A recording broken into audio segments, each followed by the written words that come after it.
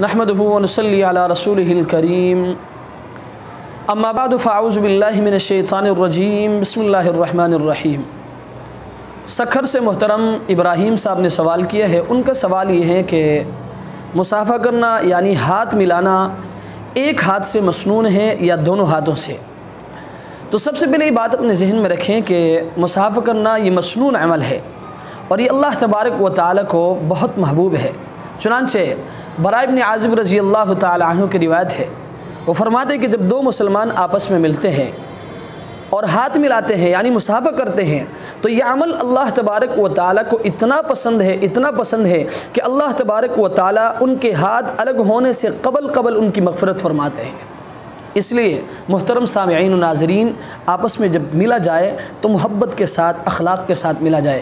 تو سوال ان کا یہ ہے کہ مصافحہ کرنا آیا ایک ہاتھ سے سنت ہے یا دونوں ہاتھوں سے؟ تو یاد رکھیں، بخاری جلد ثانی صفحہ نمبر 926 میں حضرت ابن مسعود رضی اللہ تعالی عنہ کی روایت ہے، وہ فرماتے ہیں کہ سرکار دو عالم صلی اللہ علیہ وسلم نے مجھے تشہد یعنی التحیات کی تعلیم دی اور میری ہتھیلی نبی علیہ السلام کے دونوں ہتھیلیوں کے درمیان میں تھی۔ اس سے معلوم ہوا کہ امام بخاری رحمۃ اللہ علیہ نے باب المصافحہ میں اس حدیث کو پیش کر کے اس بات کو ظاہر کیا کہ دونوں ہاتھوں سے مصافحہ کرنا سنت ہے۔ بعض لوگ ایک ہاتھ سے مصافحہ کرتے ہیں اور اس چیز کو پسند کرتے ہیں، تو یاد رکھیں یہ مسنون طریقہ نہیں ہے۔ اور بعض لوگ ہاتھ ملاتے ہیں اور ہاتھ ملانے کے بعد فوراً اپنے ہاتھ کو کھینچ لیتے ہیں، تو یاد رکھیں یہ طریقہ بھی درست نہیں ہے۔ حضرت ابن عمر رضی اللہ تعالی عنہ کی روایت ہے، وہ فرماتے ہیں کہ سرکار دو عالم صلی اللہ علیہ وسلم جب کسی سے ہاتھ ملاتے تھے یعنی مصافحہ فرماتے تھے تو آپ علیہ السلام اگلے کا ہاتھ اس وقت تک نہیں چھوڑتے تھے جب تک کہ اگلا والا شخص اپنے ہاتھ خود نہیں کھینچتا۔